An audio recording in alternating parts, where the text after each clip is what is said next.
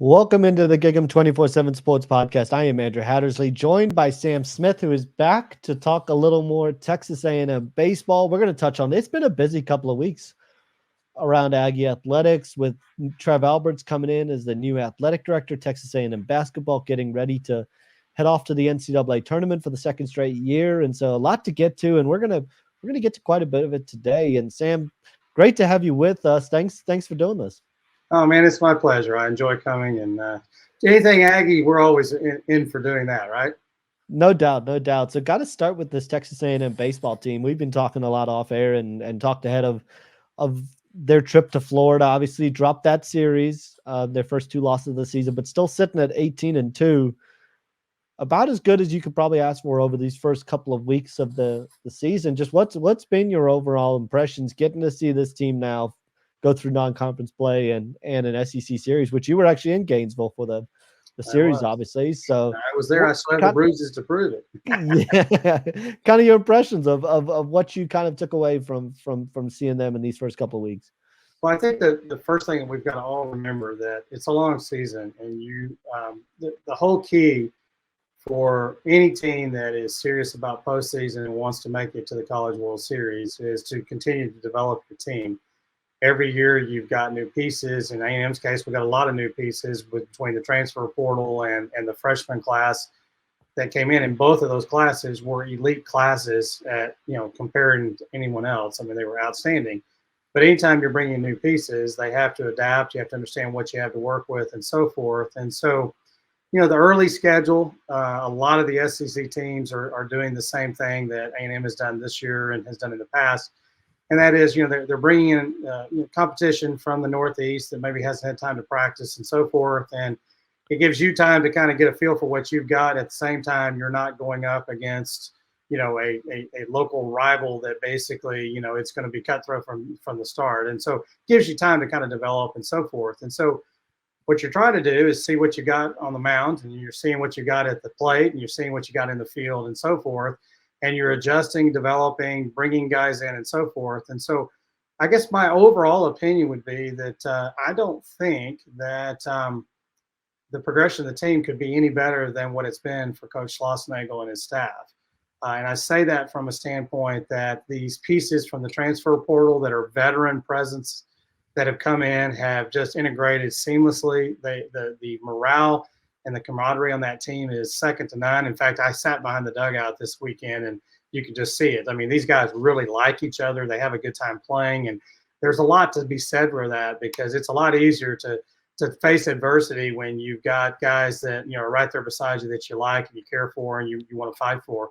But if you look at the team in general, they're fairly healthy, which is a good thing. They've been able to come through that stage fairly healthy. But we do have a couple of key. Well, actually, now we have three pieces that were really things that people were going to count on that are still not quite fully healthy, and that is in Wansing and Caden Wilson on the mound. Those two were basically very much in the plans for the spring, and they're still getting healthy, and hopefully we'll have them later on in the season, which could be a huge, booster shot for the team, because if you get two more really solid arms that really can do some good things for you, I think that's awesome. And at the same time, we were just starting to see Travis Chestnut start to really make his presence known. And then, in batting practice, pulls a muscle, and now he's out probably for over a month or so. So you hate to see those guys lose, be lost for a while. But at the same time, it's the next man up, and you start to see the team continue to develop. I've been very pleased to see, the transition of Chris Cortez. Chris has worked really closely with Max Weiner. And that kid works hard. He's got a very interesting demeanor. So when you see him on the mound, you might get a little frustrated because it looks like he's just in his own little world. But that's actually exactly right. That's what you want. Yeah. He's learned to kind of be a duck, and all the water just rolls right off his back. And so you're starting to see all the hard work that he's put in, along with Coach Weiner, to really develop a confidence in his stuff. And I got to tell you, his stuff in Florida was awesome to see. And we can get into that in a few minutes, but to see a guy like that do well, but then also see the rest of the team. I mean, you've got people like Jackson Appel. I wrote in kind of my summary after the Florida game, that kid is special, guys. I mean, it's very rare. that you find a very good defensive catcher that can bat well over 300. And not only does he do that, he is an absolute pest at the plate to begin with. In fact, I was reading some of the post-game notes from the interviews with Kevin O'Sullivan from Florida, and he actually called out Appel. I mean, he said, those first three guys in that lineup are all world, and that's great. But the guy that gave us the most fits was Jackson Appel. And if you go back and look at his plate appearances, I mean, he worked the counts.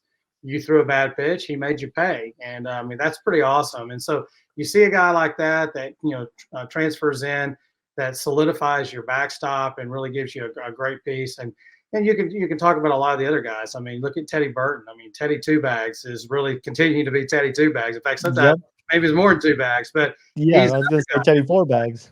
Absolutely. And he's another guy at the plate that when he gets up to the plate, he's going to give you your best at bat. He may or may not get a hit. He may not, may strike out here or there, whatever, but he is a pest up there and he drives the baseball. He's got senior leadership. He knows what he's doing.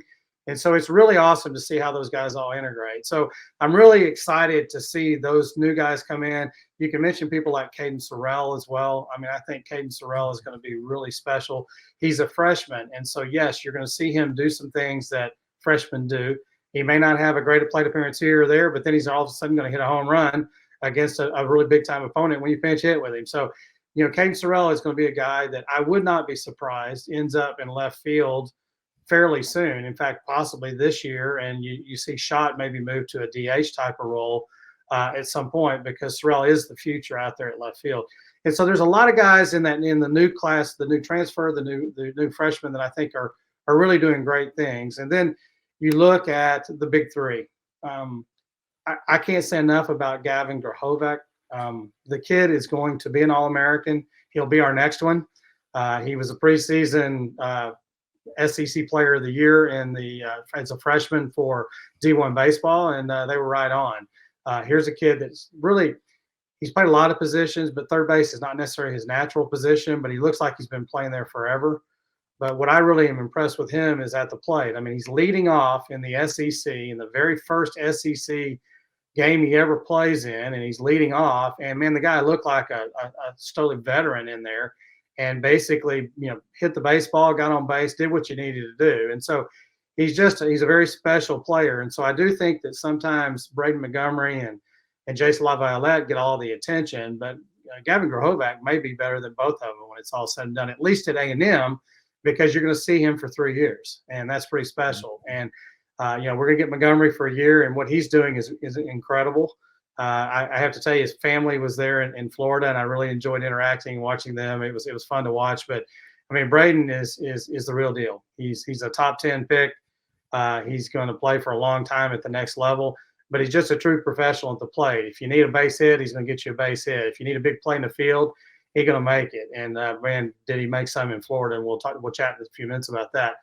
Jace LaViolette, don't get down on Jace. Jace has had a really a good start. Then he got a little cold for a little while, warmed up a little, get cold. That's what happens with hitters. Yep. I've noticed a lot of the comments on the board were kind of complaining about, our vaunted offense is not doing what they need to do. Well, our offense is doing okay. You got to remember, I mean, the greatest baseball hitter to ever play was Ted Williams, and he hit for 400. But the majority, I mean, you got a lot of guys in the Hall of Fame right now that average 300, and so you're saying, 30% of your at-bats, you actually are getting a hit. And so, batting 300 is not a bad thing. And so just because a guy goes 1 for 4 at this game or, doesn't, go, 4 for 5 and do all that, doesn't mean the guy is underperforming. Is he disappointed? Sure, he wants to do more. And I think Jace is kind of in that boat. I think he's maybe looking too much, looking for pitches that maybe he's not getting. He certainly took some pitches that he probably shouldn't have taken this last week in Florida. But all in all, Jace will be back, and Jace will be just fine, and he'll continue to be great. Braden will continue to be Braden. In fact, Braden may have a slump at some point, and Jace is going to have to carry him. And so I think that's what's great about this team is that they're there to pick each other up. They are solid 1 through 9. In fact, I would say we're solid 1 through probably 13, 14, really. I mean, we've got guys that we can interchange that can swing the sticks, and so that's pretty awesome. Hayden Schott is a guy that I think had a pretty tough weekend. I mean, he played okay, but I mean, it wasn't up to his standards. And And I know Hayden wants to do better. He's a hilarious guy, by the way. I had a chance to interact He with is super entertaining on Twitter. him. He's just a great guy. He's just a really good person. What you see is what you get. He's that way every time. So if you see him on Twitter, you see him in an interview, he's the same way off camera. He's just a really good dude and funny and cracks me up. In fact, he had a friend of the family or a family member or something come walking up to him right before game 3, and he made a comment. He goes, "Oh man, I'm going to have to really play now. You know, it's some important people are here." And I was right there, and I'm like, "Look, are we not important?" He goes, "Whoops." And so he's just a good dude, you know, a good funny guy. And so anyway, I think all in all, I think A&M up to this stage is doing pretty well. I mean, there are certainly some areas that we've got to improve. We've got to continue to understand what we have in the bullpen. I do think that we've got a rotating world right now at DH, and I don't know how that gets filled, and that's why I say I wouldn't be surprised maybe even a Caden Sorrell gets a little time in left field and let Schott maybe DH for a little while. I do think that the first base situation is really starting to clear up, even though Bender up, you know, is the real deal, looks great. It's got the full package and everything. If he can't get the bat going, then he really can't help you, because Teddy Burton plays a better first base. He's a better defensive first baseman. And so I think Burton has kind of solidified himself there, but you'll still see people rotating in and out. I think if Targach comes back and gets healthy, you know, you're going to see him probably try him at first a little bit and so forth. At second, it's a really interesting discussion because Caden Kent has played an outstanding second base with the glove. He's done very, very well. At the plate, he's done okay. A lot of people are kind of down on him and everything, but, you know, he's getting on base, and he's a fighter. He's a ball player, and you're going to see a kid that basically wants to make the right decision at all times, and he's done that. I mean, you know, I laugh because, you know, sometimes guys are just born to be ball players, and, you know, he obviously has grown up under an incredible example, but he knows the game, and he's thinking 3 steps ahead, where some of these kids don't think that way. And some of the plays that he's made already in the field were pretty all-world plays. And so I think from a glove perspective, I'll take a defense that is, you know, 980 and above, you know, making very few errors. I think we made like 1 error all weekend this last weekend, and really that was kind of a questionable one too. And so, I mean, the defense is solid. So, you know, you might take a guy batting in 280 or something in the SEC that can field and play like they're playing in the field. But you also got Jack Bell behind him. And Jack Bell has got all the tools and can be very, very solid as well with the glove, but also with the bat. And so, you know, we've got some options if you need to rotate guys in and out. But I don't think Caden Kent has caused that to happen anytime in the near future based off his play. And then you get over to Ali Camarillo. Ali is such an interesting guy because he is such a little guy. You know, he still they show that picture of him in the Little League World Series, like, I don't know, 8-9 years ago. He looks exactly the same today. And it's really kind of funny, but he is an unbelievable shortstop. And I saw some of the guys on the board were kind of getting on him a little bit and saying, "Oh, this guy is a detriment. When are we going to put somebody else in there?" Are you kidding me? I mean, the guy with the glove is outstanding. And so he made a couple of plays. I shared one of the plays he made on Sunday on the board. I'm telling you guys, in person, that was Ozzie Smith. I mean, that was as good. I mean, I watched Ozzie Smith play a ton, and Ozzie Smith didn't make a play any better than that play that Ali made. I mean, he had to work behind second base, do a full 360, and then throw a dart to get the guy out. And that's exactly what he did. And so really some great guys, and they're a lot of fun to pull for because they all like each other. I like the bench. I like what we have. And so, yeah, I'm very positive on the Aggies as we headed into Florida, and even coming out of Florida. I feel very positive about what we're looking at. Yeah, I think it's just the natural course of the season, right? That's kind of one of the things you look at Jace Laviolette. You look at, he went through a similar kind of up and down road last year in SEC play and kind of caught fire the last part of the year and went on his run. And you're probably going to see some of the same sorts of things with guys this year. Guys go through slumps, guys go through hot streaks, and that's kind of the natural course of a season. And you look at Gavin Grohovac, and it's funny because when we did this preview podcast about a month ago, people were asking, or 2 months ago, people were asking about him and how quickly he would move up the lineup, and we weren't sure when that was going to happen. We thought it would be decently quickly, but weren't sure. And to see him hitting lead off and at the top of that order, and I think it's honestly a good place to have him right in front of Braden Montgomery, right in front of Jace Laviolette. He's going to get some good pitches to hit. And he looks like you said, he looks incredibly comfortable, incredibly confident. So I think the top three in that order is not one, and you can roll into any series with that and feel plenty good. And Well, I obviously can Braden tell you this: the Montgomery's. opposition is scared to death of that. Yep. Because I'm telling you, really not even necessarily 3. You could probably go 4 or 5. I mean, Yep. I think you could go all the way down if you, depending on how you have the lineup, you could even take it to 6. But I can tell you that, Burton and Schott and Appel are pretty doggone solid too. And so nobody wants to face this lineup. Sauce's history of working counts, he wants to work the counts. You only hit your pitch. You don't swing at balls. And the team really resonates that. And so they're going to give these guys fits. And so there's not a single SEC coach right now that wants to face that lineup. And you're going to hear it every preview, every post-game interview or whatever. They're all going to say, man, the first 3 guys, holy cow, they're facing a major league lineup. Yep. And they really are. But, it's like Sully said. I mean, Sully even made the comment. He goes, yeah, man, those guys are unbelievable. And he said, that's brutal. But he said, you feel like, okay, good, I got through that. And then I've got Burton and Jackson Appel, who are basically even harder to probably pitch to than they were. So it's really kind of a fun thing, and I think A&M fans should be very excited about that. At the same time, we talk about all this and be all positive. It's still baseball, and you still got it when it comes down to it. You've got to execute when the lights are on and get the job done. And I will tell you that I do think that Schloss and Nolan Kane and Early and Max Weiner are doing a really good job, but they're also now having to look at it and say, okay, how do we manage this lineup, and how do we get these young guys time in the field, at the plate, and so forth, to keep them fresh, and at the same time, have the 27 guys that you can have, officially on your roster. And I talked about that a little bit last week, and you saw how some adjustments were made.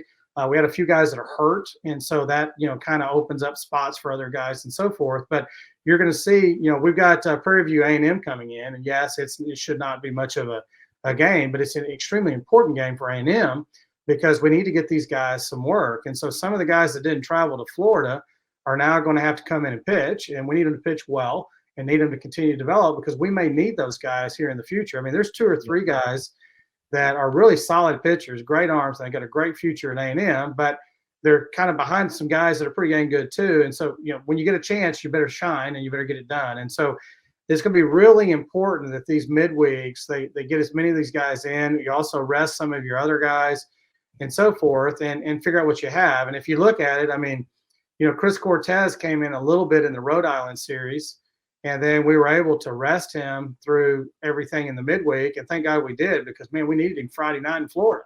And thank God he did well. But that's the point that I think people need to understand is it's not like just go right the same 9 in, you got your same rotation and go. No, you need to be filling the gaps. You need to continue to develop guys. I mean, you've got a guy like Josh Stewart that has really started to kind of come into his own in the last few weeks, which is huge because we needed a good right arm, coming out, and he's got a wicked slider. I'm telling you, in person, it's even more fun to watch because it flat out is nasty. And when he was on, they basically really couldn't hit it. But then you throw a guy like a Brock Perry in. Brock Perry's the same way. He's a little sidearm, kind of submarine looking thing. And I mean, he had him really messed up. And it was interesting to hear Schloss. Schloss made a comment. He said, we were talking about it, and he said, I just didn't feel comfortable letting him, face Jack Caglione. And I could certainly understand that because Jack Caglione is special. And so I certainly understand that. But, at some point in time, Brock keeps pitching the way he's going to pitch. Schloss is going to continue to have more and more comfort level with the guy. And, who knows what will end up happening. And so I really like where the team is going.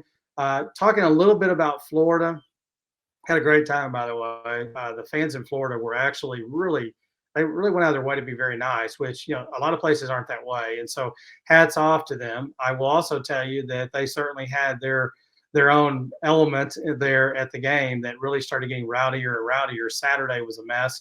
Sunday became even more. I mean, there were some guys that truly, they don't have a clue about baseball, but they certainly can drink a lot and they can yell a lot. And there was 2 or 3 guys, that umpire heard from him every freaking pitch. I mean, it was ridiculous. And what was so funny about it was, the guy's sitting fairly close to me, and I can tell you for sure, I couldn't tell you if it was a ball or a strike. So I know for a fact he couldn't either. Plus, I'm not even sure he can recognize who was on the field because he was about 4 sheets to the wind by the time the game probably started. So, but anyway, but all in all, what I would basically say is those were 3 outstanding games. Yep, that's what I was going to get to. It was great SEC baseball. Either team could have won any of the games. Everybody was in it to the end. First night, to be flat honest with you, Prager wasn't on, and they made him pay. And then Cortez came in and kind of steadied it. And, I have to say, I mean, if you look what our bullpen did over the weekend, I mean, hats off to those guys. I mean, they really were outstanding. I made a comment, I believe, after game 2 about how, the bullpen, Aschenbach and Stewart and Sadeo were nails.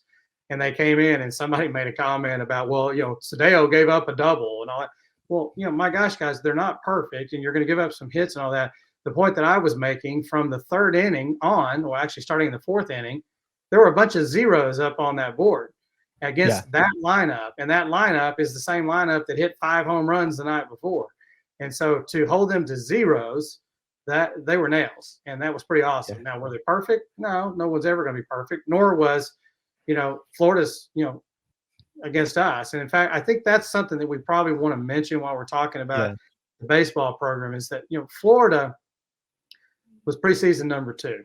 And for good reason, because they've got a pretty formidable team as well. They got a great offensive lineup. 1 through 6 was just sick. They weren't as good 7, 8, 9 as ours are, but you know what? 7, 8, 9 did okay at times for them as well. But 1 through 6 is really good. But the key thing in baseball is you've got stars. Every team has stars. I mean, they have Caglione and we have Montgomery. They had what's his name? Starts with an H. Heyman, and we've got Jace LaViolette. I mean, we could match them person for person, and truthfully, on paper, we're probably a little bit better right now as far as our quality of our guys from a veteran perspective on the team. But they still have to do it. And on Friday night, if you watch it Friday night, their Friday night starter Fisher did a great job. He gave them, he pitched over 100 pitches. Kept A&M in check, basically kept the game close and so forth, and he gave them a chance. And then they brought in their most senior arms and basically were able to shut A&M down and get the win. And they were fortunate. Now, A&M, offense, needed to hit some more balls. We need to get one more ball in play and score a few more runs. But it was a heck of a game, and either team could have won that. And Sully did what he could do to try to win that game. On Saturday, though, it was very different. If you notice, he threw all of his freshman arms out there, and Sully was doing everything he could just to try to stay in the game. I mean, he was doing everything he could, and to their credit, their offense kept them in the game. Now, our offense ended up scoring more runs than theirs, and we won that game. But he saved all of his veteran arms for Sunday. And if anybody wants to figure that out, just go take a look at it, and you'll see that's what Sullivan is doing right now at Florida. Is he's just trying to figure out, how do I win 2 of 3 and get the heck out of this series? Because that's all he was thinking. Because he's got a lot of unproven arms. He didn't know what he's doing. I mean, goodness gracious. I mean, they must have run 8 guys out there on Saturday, and talented guys, but they're freshmen, just like we have our freshmen. And so a couple of them did okay for a while, and then a couple of them didn't do well, and he pulled them out and put somebody else in. But what he did was he saved Caglione and he saved his other arms for Sunday, and he went all in on Sunday, and it worked out for him. Now, it nearly didn't work out for him. I mean, they hit a 2-run home run in the bottom of the freaking 8th inning to beat us. But I mean, the point of it is Sullivan's over there playing chess and Schlossnagel's playing chess, and they're 2 of the best at doing that. And in this particular case, we ended up on the bad side of it. That all being said, though, in the SEC, if you can go on the road and take one game, you're at a push. That's your ultimate goal, is win a game. Do not get swept on the SEC at home. It's very difficult to win in the SEC on the road. And in fact, I think I posted this on the board. In the 21 games played in the SEC this past week, 4 games were won by the visiting team.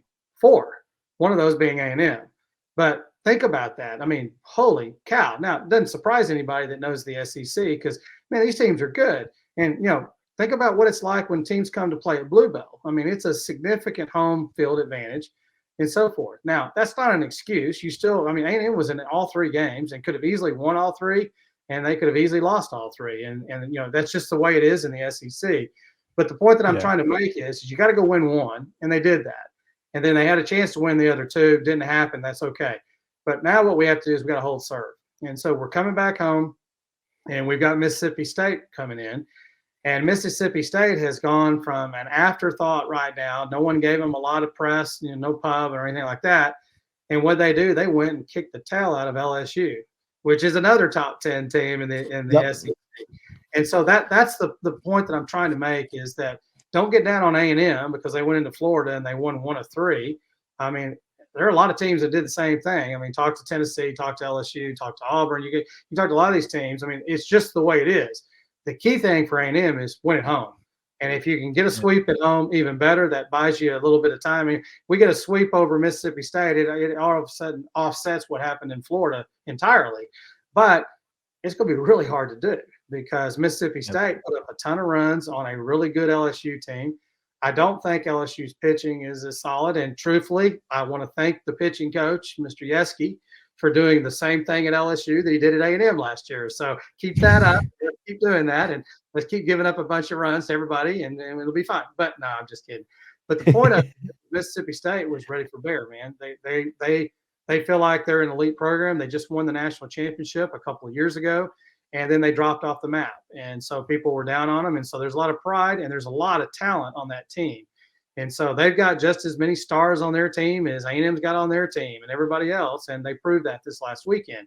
So now what A&M's got to do is we've got to show that playing at Bluebell Park is the very difficult place to play. And the 12th man will be out in force, and the Aggies will be rocking and rolling. And that reminds me, by the way, the Florida fans really hate the ball 5 count.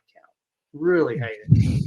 And it was fun. It was really a lot of fun. Yeah. I got such a kick out of it because we had quite a few Aggies around us. And so we're doing the ball 5 count. And to hear the Florida fans react to it, because first of all, you can tell most of them aren't baseball fans because they didn't have a clue what it was. And if you're a college baseball fan and don't know about the A&M ball 5 count, where you been? But anyway, it was funny. So they actually started to try to do it themselves. And so every time we would walk a player, they wanted to start their own ball 5 count. And they had their own fans say, "Hey guys, no, you don't do that. That first of all, that's not when you do it. And we're not trying to duplicate. No, we're not going to." It was funny to hear their own fans, criticizing each other. Kind of fighting in between. Yeah, it was kind of fun. So anyway, but I love college baseball because that's what it's all about. And Florida certainly has its own traditions, and they did different things and all that. And God bless them and have a good time with it. But anyway, we got Mississippi State come rolling in. We've got Prairie View coming tomorrow night. And the thing about Prairie View, one thing I will mention is this was not the way the schedule was originally lined up. The powers to be in television, ESPN, made a decision to move up this series. So the A&M Mississippi State game on Thursday night now will be on ESPNU. So it's a national game. And because of that, we had already had a game scheduled with Prairie View A&M for Wednesday night. If Schloss knew that was going to happen, he wouldn't have done that. But he did do everything he could to try to change it. Unfortunately, Prairie View plays Lamar on Tuesday night. And the earliest that Prairie View was willing to play would be 4 o'clock on Wednesday. And so the Wednesday game's at 4. And so it'll be an early game. They'll try to get done and then try to get some rest and get ready for Thursday, Friday, Saturday series with Mississippi State at Bluebell Park. And that's going to be huge because now whatever you use Wednesday night, you're going to be real careful. So you have it available, if you want it, available on Thursday. And that's why I say our young guns need to step it up. And it's just as important for our young guys to go out there and dominate and do a really good job and keep Prairie View in check so that we can save pretty much what we need to be ready to go for Mississippi State. So it's an interesting time in our baseball world. But I got to tell you, I'm very positive about this team. I'm very positive about the coaching staff. I did also want to mention Nolan Kane. I mentioned the last time we were here, but Nolan Kane deserves a tremendous amount of credit for this team. He is the recruiting coordinator, the assistant head coach, but he's the guy that has organized the pulling together of this team. So when we lose a guy to the portal or we lose a guy to the MLB or whatever it may be, he's got to be thinking 6 steps ahead to be able to do what he's doing. And so to be able to pull the team together that is on that bench right now with all the changes, with a pretty bad season compared to the expectations last year, but to pull it together, have a top 5, transfer portal class. I think we're a top 10 recruiting class. I actually think it's higher than that, but that's fine.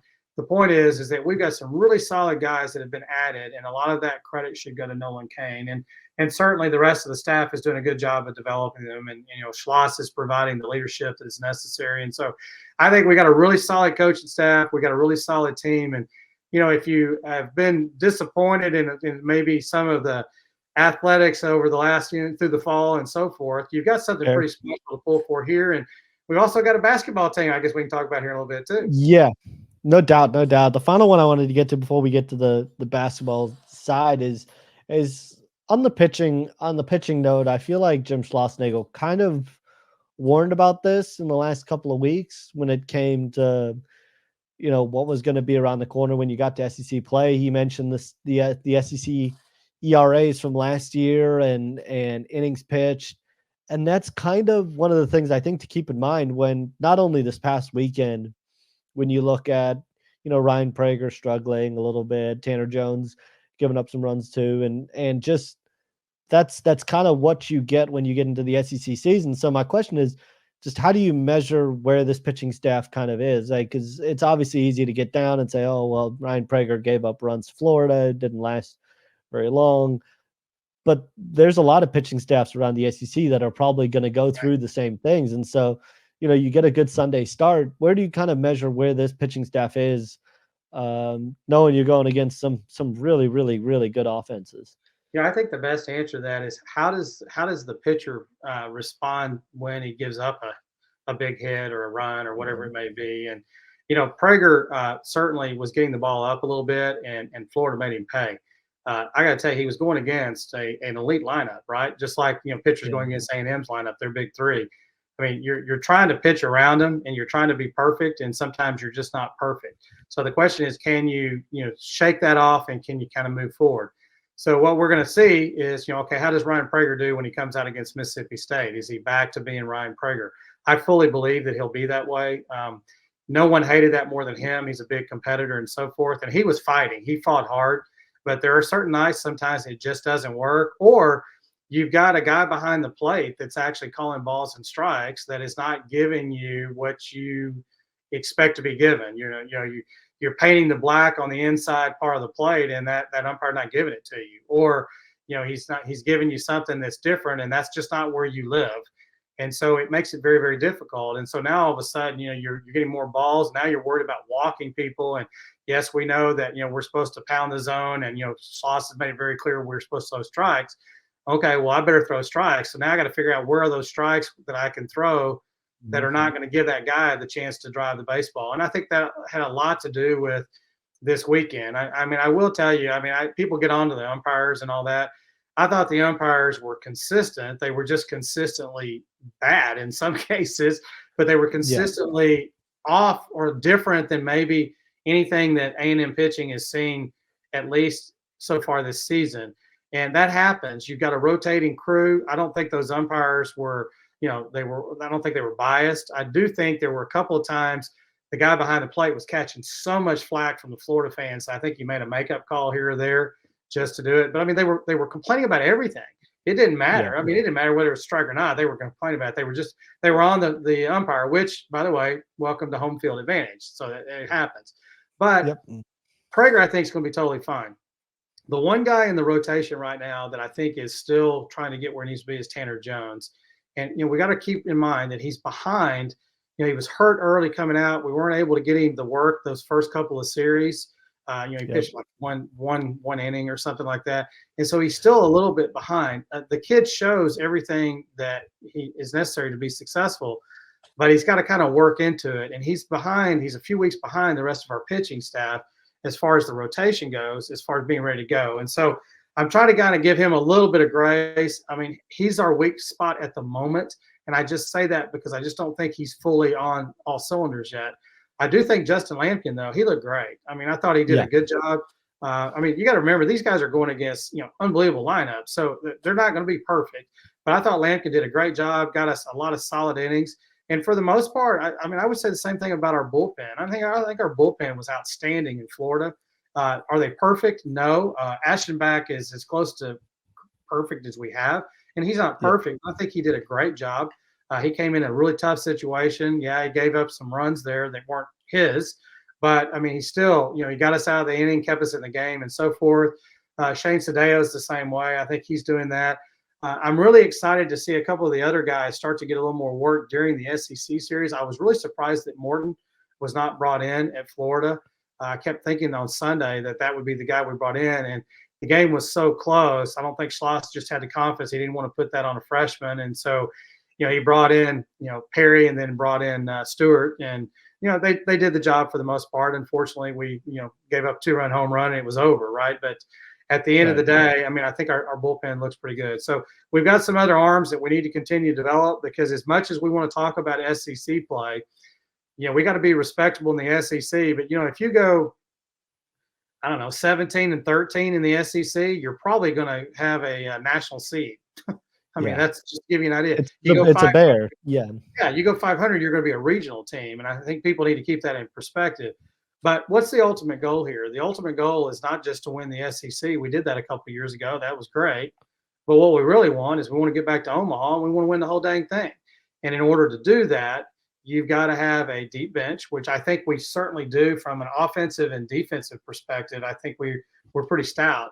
But from a pitching perspective, we got to continue to develop. We need some of these guys like Isaac Morton. We need Wensing to come back, hopefully, and be healthy. Hopefully Caden Wilson can get healthy, because they were really high on him as well. And then there's some other guys in that bullpen. I mean, Brett Antolik, I mean, I think his stuff looked really great, the 2 innings he's been able to pitch. And so that's what Schloss and Wiener are still working on, is they got to continue to develop these guys and so forth. We're in week 2 of the SEC season. We got to be competitive. We're trying to win everything. And at the same time, we're trying to develop it, because everybody remembers when you get to the SEC tournament and you start getting in the SEC tournament, what's the first thing you're all worried about is your pitching staff. What do we got left? Do we have anything left? Are we out? And so forth. And what we did 2 years ago to get to Omaha and make it to the Final Four was pretty amazing. And truthfully, I don't know if it had anything to do with it, but we lost Matt Prager right after that to Tommy John. I mean, I'm sorry, Ryan Prager to Tommy John. Yeah. And so, I don't know if that had anything to do with it or not, but my point is that you need a deep bullpen. You need guys you can count on. We've certainly got the arm talent, but they've got to get the experience. They've got to be able to get out there and make that happen. And we've got to continue to develop that as we move forward. No doubt. I think you're exactly right. And so, going to be interesting to see how this team kind of responds, obviously coming back home, and big opportunity coming up with Mississippi State and then Auburn, who just came off getting swept by Vanderbilt. So big opportunity to get home for a little bit, get right. And we will certainly. I sure hope the Aggies too get out there. If anybody that's anywhere close to College Station, or you can get there for a game or two, go do that. I mean, there's just nothing more fun than A&M baseball right now. It's fun to watch. They're a great group, and SEC baseball is just elite. I mean, if you like baseball, you can talk about the Astros and Rangers all you want to, but I'm just telling you right now, what I just witnessed in Florida and A&M was as good as any Ranger Astros series I've seen. It's just, there's something about the purity of the sport. You've got young kids, competing for their school out there. I mean, it's just a really cool thing. So I hope everybody has a chance to get out there and enjoy Blue Bell, because it's a special thing, and I think it's just going to continue to grow and get bigger. No doubt. And heck, you can go Thursday night and Saturday, and then catch the A&M basketball game in between on Friday. So there you go. Good opportunity to see everything. So we're going to discuss a little more about that A&M basketball team, and also A&M introducing a new athletic director, Trev Alberts, this week from Nebraska. Funny enough, A&M basketball, men's and women's, both getting scheduled with Nebraska in the first. That's just a coincidence. That's just a coincidence, right? That's just how the committee works. So we're going to talk about that on the other side of a quick break.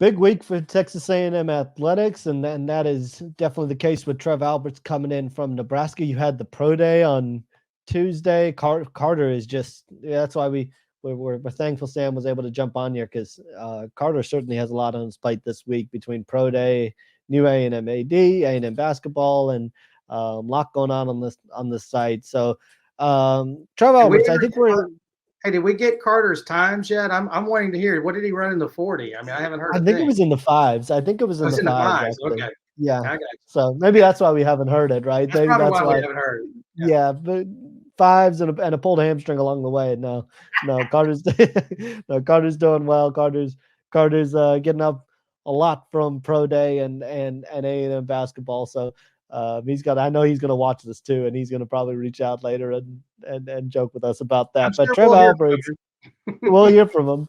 We'll know he's doing well. Trev Alberts, I think we're going to learn a lot more about him, right?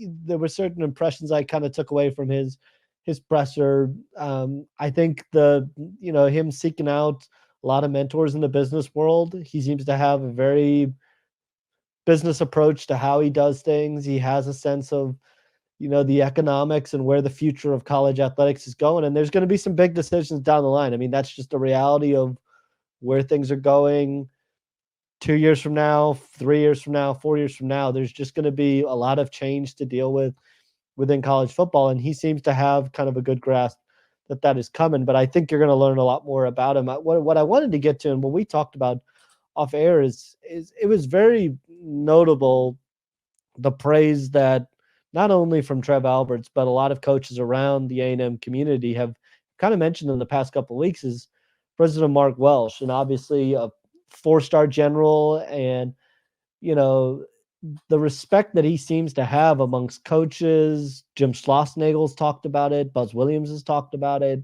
Trev Alberts talked about it as well. I think that's encouraging for A&M, and certainly something that has not been lost on me. He's mentioned it's been mentioned several times. But what's been your impression of what the feedback's been about him as of late? It's really interesting. I shared that. I did a post on the board the other day just talking about that, because he's the real deal. I mean, he's an impressive guy. And I've been very fortunate to work with a lot of pretty elite military guys over the years, because I've been doing so much work overseas. And, leadership is so important.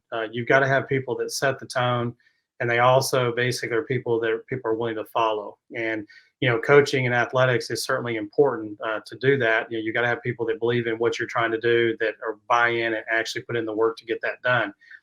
But at the level of the president of the university, that is a huge job. And that is not a job that just anybody can take. I don't think you can just go hire somebody out of one of your schools, for instance, to just throw them into that job and they learn on the job. You need people that are seasoned professionals, that are true leaders, that understand that running a university is a business in addition to an experience, in addition to a research facility.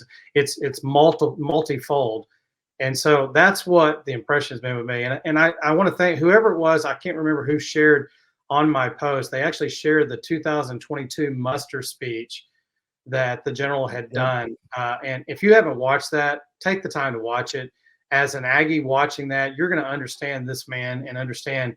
I mean, he's all Aggie. He went to Air Force Academy and all that, but his dad was an Aggie and his whole family. I mean, this guy gets it and he understands it, which I think is really important, especially at this day and time, because the changing atmosphere in college athletics and colleges in general, I mean, just the world in general, is pretty crazy. And so you need people that are a steady hand, that can see the big picture, they can balance multiple balls, they can spin all the different plates and all that, and they can rise above the fray and be able to see clearly where they need to go. And I think that's so important in the role of being the president of the university. And I'm not about to tell you that I know all of that he's done and all that. I don't have a clue, but it continued to come up constantly in the athletic discussions, whether it be coaches. I mean, Buzz was just blown away by the president of our university showed up at my shoot around. And not only did he show up at my shoot around, he wanted to speak to the team. He said, in all my years of coaching, I've never had a president of the university show up at any practice, much less want to speak to my team. And he was truly taken aback by that. But I hear the same thing out of Schloss, and you hear the same thing out of Trev Alberts now. And, I wanted to talk a little bit about Trev Alberts, because I think it'll give you a perspective of where Mark Welsh was coming from. If you look at Trev Alberts, first of all, Trev Alberts, there's way too many people, by the way, on our board that didn't know Trev Alberts when he played. It's just making me feel really old. I'm just going to put that out there. But Trev Alberts was an elite football player. elite at Nebraska. And at that time, Nebraska was one of the top programs. I mean, Nebraska at that time was what Alabama is probably today, or considered Alabama or Georgia's. I mean, they were on a roll. They were dominant. Osborne had just the thing running and moving and grooving. And one of his shiny ponies was Trev Alberts. I mean, he was incredible. Won the Lombard, won the Butkus, and won the other, the Bednarik or whatever it was. I mean, he won a couple of the big national awards as a linebacker. But the guy was, you know, he looked like a movie star. I mean, a good-looking kid, and he was a great player, and he's very articulate.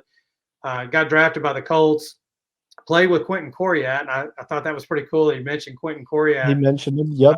This Quentin Coriat in A&M lore is about as mean and tough a linebacker as we ever had. I mean, we loved him. In fact, the hit is still something that we talk about to this day.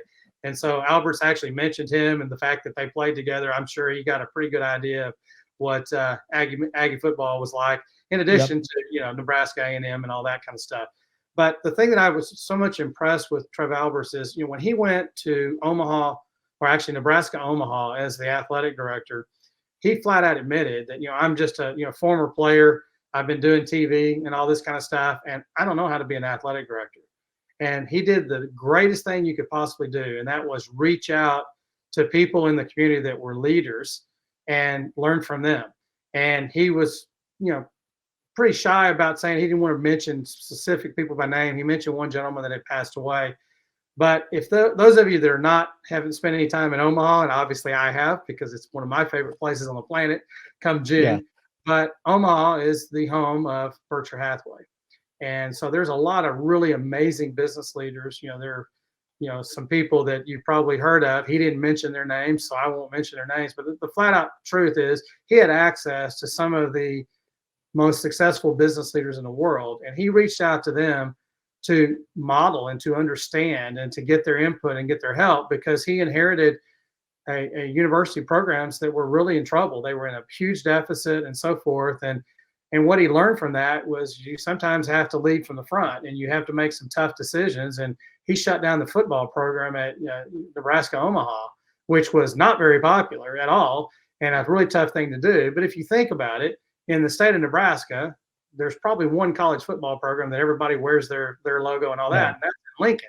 And so I kind of understand it. But if you've been around Omaha, they've got some phenomenal programs at Nebraska Omaha. They got some really good teams. They got beautiful facilities. It's really nice. And so to make those kind of decisions and learn on the job, and to be smart enough to reach out to people and kind of learn what to do, was a huge factor in him getting the job at Lincoln, at Nebraska. And he's been there for the last 3 years. But that's what Mark Welsh is looking for. Mark Welsh is looking for guys that are smart enough to say, or know how to lead from the front, and at the same time be smart enough to know that if I don't have all the answers, I'm going to seek out those that are experts in that area to give me the advice that is necessary to get the job done. And that's how Mark Welsh leads. I mean, I can tell you, just as a 4-star general, that's the way it is. He found the team that he could count on in difficult times, whether it be combat or whatever it may be, and those that he could rely on, trust, and then he gave them their assignment and entrusted them to go do their job. If they didn't do their job, I can assure you they weren't in that job for very long. And so when Mark Welsh was leading this recruiting, or leading this search, that's exactly what he asked the committee to do, was take a look at the candidates that the search firm brings to us, and these are the aspects. You guys give your input and tell us what you think we need. I'm going to hear what you have to say, and this is what I think we have to need, and combine, this is what we're looking for.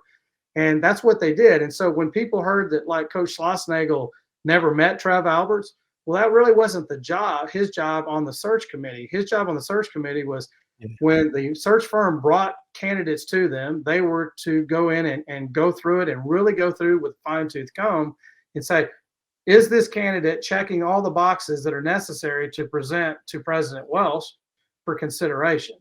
And that's really what they did. And from what I can tell, I think they got a really good guy. I'm telling you, if Mark Welsh tells me that this is the guy, I'm ready to jump in and get behind him. Now, we all know it's a very tough job. Athletic director is not an easy position to be in, but I don't think Trev Alberts is going to be anything like any of our athletic directors from the past. I think he's the guy that's going to come alongside our coaching staff and say, what do we need to be successful? And if we're not successful, why? And if we need to make changes, I think he's going to be willing to make those hard decisions and make those changes. But at the end of the day, I do believe that the best thing that Trev Alberts brings to the table is if Mark Welsh told him, I need you to do this, he's going to go and do everything he can to get it done. And that's exactly what President Welsh was looking for. And so I am extremely excited that we've got this gentleman leading our university. And at the same time, he's starting to go out and recruit the kind of people that he feels like he needs to get the job done, because you don't become a 4-star general and lead the entire United States Air Force and, be the CIA liaison and do all the stuff that he did, be a member of the Joint Chiefs of Staff and all this kind of stuff. You don't do that stuff if you don't know what you're doing. And so I'm absolutely shocked. We've had the gentleman at the Bush School, and he's done a good job at the Bush School, and I'm absolutely shocked it's taken this long to get him in this position, because I think A&M got very, very fortunate to have Mark Welsh in that position. Because if you listen to Trev Alberts, one of the reasons why Trev Alberts is no longer at Nebraska is he had a president of the university that was an admiral and that he really respected and liked a lot, and that's the reason he came there. That's the reason why their football coach is there now. Matt Rule came because of Trev Alberts and their president. Well, President Carter got hired away by Ohio State, so he's now at Ohio State, and they've spent 7 months, and they still haven't found a guy to replace him up there. And it's because it's not easy. It's a hard thing to find. And so I hope people realize how fortunate and blessed Texas A&M is that you had Mark Welsh over there running the Bush School and being such an A&M guy. I mean, go watch that video and you'll understand this man bleeds maroon and white through and through. And to have someone of that character, that quality, that leadership, you may not like all of it. People are complaining. They're saying, well, there's some diversity issues or they don't like politics or whatever. I can tell you right now, I haven't seen a whole lot of that. And I can certainly say that I haven't heard that from a lot of the people that work for him. But at the end of the day, no one's going to like everybody for everything. But at the end of the day, all A&M needs is we need a leader. You need leaders to lead in a very difficult time in college, in the college world, college athletics, and so forth. And I think A&M is very, very fortunate that Mark Welsh was willing to. No doubt. And obviously Nebraska, obviously does find their AD funny enough. And basically a week later after he leaves and Troy Danning coming from Washington over to Nebraska. So found an AD quicker than they found a president. Speaking of Nebraska, very interesting, obviously, to have men's and women's basketball playing A&M. A&M gonna play both in the first round of the NCAA tournament. Interesting matchup, and obviously, when Buzz Williams spoke on Monday morning, things were still very raw. It was the first chance to speak to him since he had kind of learned the matchup, and I don't think he'd had a chance to really dive much into Nebraska yet. Obviously, coached by Fred Hoiberger, who's done a great job with that program and has them kind of heading on the right directory now. It's taken some time. It has them heading on in the right path. Obviously, the name that everybody's kind of mentioned is Keisei Tominaga, and really good player, leads Nebraska in scoring. I think one of the things that they're going to have to be careful of is Bryce Williams too, who is kind of that second option, and make sure he doesn't beat you. He's shooting close to 40% from the 3-point line. And if you're A&M, just when you dive into all the statistics for Nebraska, not a great offensive rebounding team, not great inside the 3-point line, not great at getting to the foul line. This game really is going to come down to, can you defend them at the 3-point line? And if you're A&M, even, can you kind of push them off the 3-point line? Can you kind of get out and force them to kind of, maybe have to put the ball on the floor and drive and try to get them away from the 3-point line? They're really good and space the floor really well, but I think that's going to kind of be the key for A&M, is to be able to put pressure on them at the 3-point line, challenge them, and force them to kind of do something that maybe they're not comfortable doing. And, with 5 days to prepare, A&M's pretty good in these sorts of settings. Obviously, Penn State, they got kind of ambushed pretty quickly there in the first half with threes. But I don't, trust me, that's not lost on them what happened last year against Penn State and how the 3-point ball kind of hurt them early. But that was kind of my early impression of the matchup, as to what A&M is going to have to do to kind of be able to get past Nebraska. I think, if you look at the Nebraska team, I mean, they almost represent kind of the kryptonite that we've been dealing with throughout the year. Mm-hmm. They are guys that can shoot the three, and if they can hit the threes, we're in trouble. because we haven't done a very good job of defending it so far. And so that's extremely important. I actually know Fred Hoiberg. I actually knew him when he played for the Bulls. I used to do a lot of work with the Bulls back during the Jordan days and stuff. So I had a chance. And great guy, hard worker, works his tail off. I promise you, they know everything you need to know. You think Buzz Williams is an over the top, detail guy. Well, so is Fred Hoiberg. And so they're going to be prepared. And I promise you, they have read, where the weaknesses are with A&M, and they're going to try to exploit that. And they're going to do their very best to try to get to that. At the same time, I do think that this is a new A&M team. I think the changes of Obieski obviously is helping a lot, and they brought in some key pieces that have kind of given a different look, and I think that has reinvigorated the team. So do I think A&M is going to be fully prepared? Yes. Do they remember Penn State from last year? Absolutely. Do I think this is going to be a knockdown dragout? Yeah, I think it's going to be. I think that Nebraska has maybe a little extra incentive now. You've taken our athletic director, one of our chosen ones. And so if you don't think that fan base is not fired up to try to beat the heck out of A&M in both tournaments, you're probably sadly mistaken. There's just something about this team. The thing that A&M, I think, has going for it is we've got a lot of veteran leadership that we've been looking to all year long to really step up and go. And at times we've seen it. We've seen it in some big games where they really stepped it up, and then we've seen other times where they've kind of disappeared. But for some reason, Buzz Williams' team so far at A&M, they get on a roll kind of towards the end of the year, and they were clawing just to get into the tournament. In fact, still didn't know even after the tournament, after the SEC tournament, whether or not they were truly going to get in, and then they did. And what did they get into? Well, they got in and they got matched up with Nebraska. And I will say, can the NCAA just finally knock it off? I mean, this trying to be cute and trying to set up matchups because they think it's cute. I mean, how many times did they try to put A&M and Texas together early and all this kind of stuff because they just want to see that battle? And, of course, if you don't think that Nebraska playing the men and women wasn't on purpose, seriously, whatever. I don't care. But, I mean, it's just after a while it looks so contrived. I mean, can they just put them rank them 1 through 64, match them up, let's go. I mean, this is ridiculous when you start trying to do that because, the story is on the court. The story shouldn't be up in the stands. Right. I don't need to see, 70 shots of Trev Alberts trying to, not overreact one way or the other because they want to catch him doing something or whatever. I mean, it's like the Taylor Swift thing in freaking football. I mean, knock it off. Let's watch the guys playing on the court. But anyway, I digress on that a little. Yeah. I mean, I do think that A&M's got something to prove. And I do think that we had some things happen early in the year that caught us off guard. We were counting on some guys we ended up not having. I had some guys get hurt and so forth. And so I think Buzz has done a pretty good job of trying to kind of keep it all together and keep it moving. And whatever he's done, he got them going at the right time and he got them into the tournament. But that's not enough. He needs to now start having some success in the tournament. And so I really believe these guys are going to be fired up and prepared. I'm looking forward to that. It's really an interesting bracket. There's some very interesting teams that we may run into shortly. I mean, to have Kentucky and Duke on our side of the friggin' bracket, really? And Houston, too. And Houston as well. But, I mean, think about it. I mean, another match with Kentucky. I mean, gosh, it's hard to beat the team 3 times. So, we'll be interested to see what happens. But you know what? Kentucky's got to get through who they play too. So, I mean, I'm looking forward to seeing this. I mean, I think Buzz catches a lot of deserved, criticism because, your job is to win games.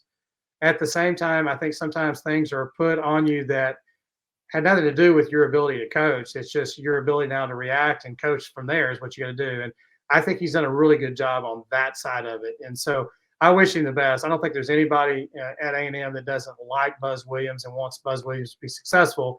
But at the end of the day, liking Buzz Williams and winning are 2 things that need to happen. And he needs to get out there and win some games. So I'm looking forward to seeing what the men can do. I'm also looking forward to seeing what the ladies can do as well. Yeah, I am too. And then for Joni Taylor to be able to get back into the NCAA tournament in her second year, remarkable job there. And that program appears to be heading on the right front as well. And give them credit. They took their lumps the first year and they played young players. You knew it was going to be a bit of a rebuild, have recruited well, have done well in the transfer portal, and kind of understood the bigger picture of it's going to take some time, going to build this the right way, going to build this with the right group of players that you want. And that's not easy to do because there is kind of a mentality of trying to jump right in and add a roster full of transfer portal players and try to go win right away. But when you build with a solid foundation and they have it right now, that's a lot easier to kind of sustain success and start to build off of it. And now you can go, still recruit out of obviously the high school ranks, but now you can go get a couple transfer portal players to really take you to that next spot. I was going to say, to your point about Buzz Williams, I think the thing that he deserves a lot of credit for and has not, necessarily gotten the credit yet is you look at obviously 2 years ago, right? 8-game losing streak, not ideal. Absolutely not. But to get that team responding and playing as well as they did the second half of the year, how many teams have we seen just completely go on an 8-game losing streak and lose it? And he mentioned it this year, obviously being 6-9 in conference play. He's right. A lot of those teams do end up 6-12, 7-11, and you kind of sit back and say, boy, like really lost that team late in the year, or boy, that team went on a late season funk. And so for him to do it 2 out of 3 years, to get a team that looked to be kind of lost, obviously had blowout losses against Alabama, had a blowout loss against Tennessee. You look at the last 3 games of the year, obviously Georgia, Mississippi State, and Ole Miss, not exactly resume building wins, but to be able to go out and make a statement in all 3 of those games, beat Ole Miss in the first round of the SEC tournament, or for their first game of the SEC tournament. Now suddenly here comes your resume building opportunity to be able to play Kentucky, beat Kentucky. Now you've won 5 in a row, and frankly, probably should have beaten Florida. Kind of just ran into some foul trouble. Had him down and ran into some foul trouble. But you know what? Played him competitive. Played a team. Florida was playing as well as they've played. As in at any point under Coach Golden there, and do want to give our best wishes to Michael Hendogleton, who obviously had a tough injury in that game against Auburn. So best wishes to him on a speedy recovery. You hate to see that, but You really do. This A&M team is playing well right now, and to be able to get the train back on the tracks is not easy to do. And I hope people do kind of recognize. I hope people do recognize that, but you have to go win in the tournament now. You really do, but I think we also need to be real.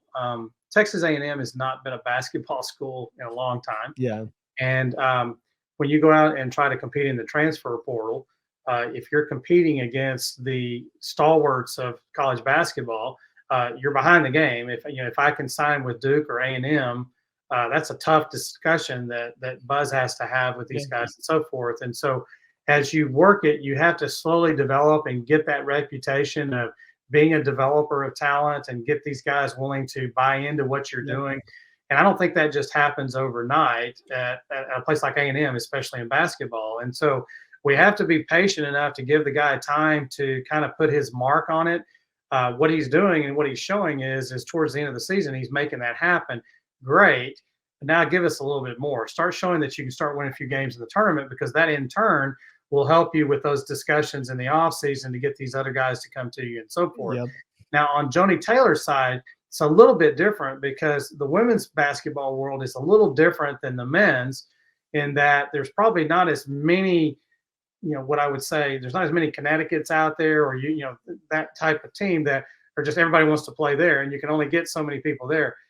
Joni Taylor has a great reputation in women's college basketball. She's going to be an assistant coach on the Olympic team. She's, been the head coach of multiple U.S. teams and done very well. So she's outstanding. And so what she has done is she started with what she had to work with when she got here. This last year, she's gone out and she's recruited, and she's gotten a few key players to transfer to her, and that's awesome. But they're young and so forth. But you can see that building. You can see that coming. I actually think that they're going to make a little noise in the tournament. I mean, they're not highly, they kind of got in. They're not really highly regarded, but I think that's a mistake. I actually think they're a lot better than people give them credit for. But the point is you can see that she's doing that as well. I think Buzz is doing it too. It's just Buzz has got a lot harder competition. One, he's doing it to College Station. Two, he's doing it to, in a world that, we just haven't had that kind of success. And so he's getting these pieces, and I think the pieces are coming together and they're gelling and so forth. But, give him a little bit more time to kind of pull it together. And I would really expect Buzz to have a program where a lot of kids want to transfer to that program. I can tell you right now, a lot of parents want their kids to transfer to it now because they like how Buzz handles it and how he's training them to be men, not just basketball players. But at the same time, the W's matter. And so he needs to have that success to continue to keep his momentum going. And I think Johnny Taylor's certainly got that on her side as well. So it's exciting time for basketball. I mean, the fact that both of our teams made the tournament, awesome, because truthfully, 2 weeks ago, we weren't sure that was going to happen. Yeah. So they're in. Now let's hope that they can get in and start to make a little noise.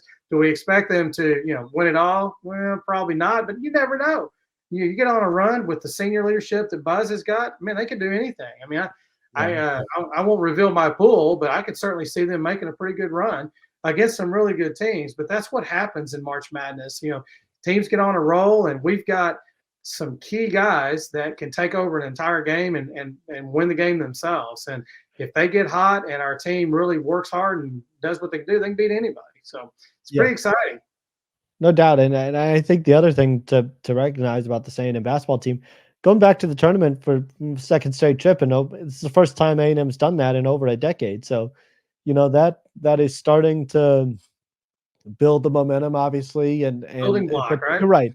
I think people are, and I said this going back to last offseason, is people are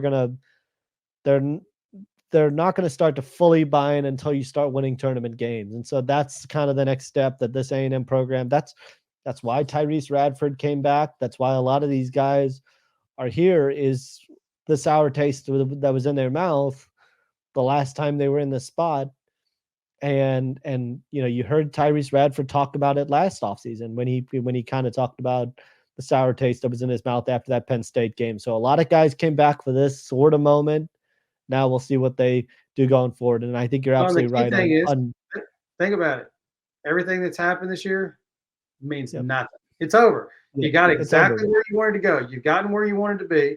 Now it's time to step it up, do it. And so their entire season right now, they can go out and they can have the best season of their lives. And it starts, this week. Yep.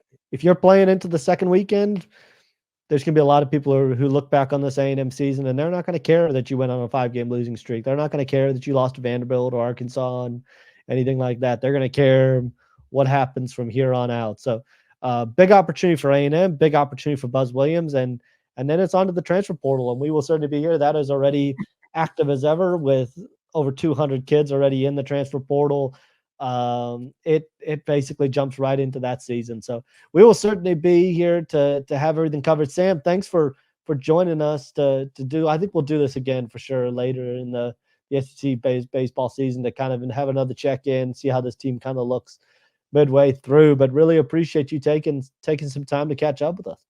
Well, it's my pleasure. I enjoy it. I obviously love Aggie athletics, but there's just something about college athletics, man. I mean, I don't know about you guys, but I can't wait to see what the next game is. I don't care what the sport is. I'm ready to go. It's fun to watch. And we would be remiss if we didn't know spring practice starts on Friday, and obviously there's Mike Elko and staff's probably going to meet with the media this week, and so that's going to get rolling on Friday as well, and a lot of anticipation on the football side as well about where things are going to go and what things are going to look like. So under Mike, I just hope they're healthy. I know that Carter is working on some stories and stuff, but I'm excited to hear about Coach Moffitt and what he's doing. It sounds like these guys are really buying in, and that it's like a different team right now, which you always hear when you get new different strengths. But this sounds different, and so I just hope they come out of spring healthy and that they are able to institute Colin Klein's offense and really get some excitement going, because I'm really looking forward to Notre Dame. Well, I was going to say, I mean, when I was down in Houston this past weekend at the Under Armour Houston camp, and there was a lot of people kind of talking about, just the culture that they had already heard about taking place over at A&M. Nick Scarton's a guy that a lot of people continue to be extremely excited about, and there's a ton of buzz about him.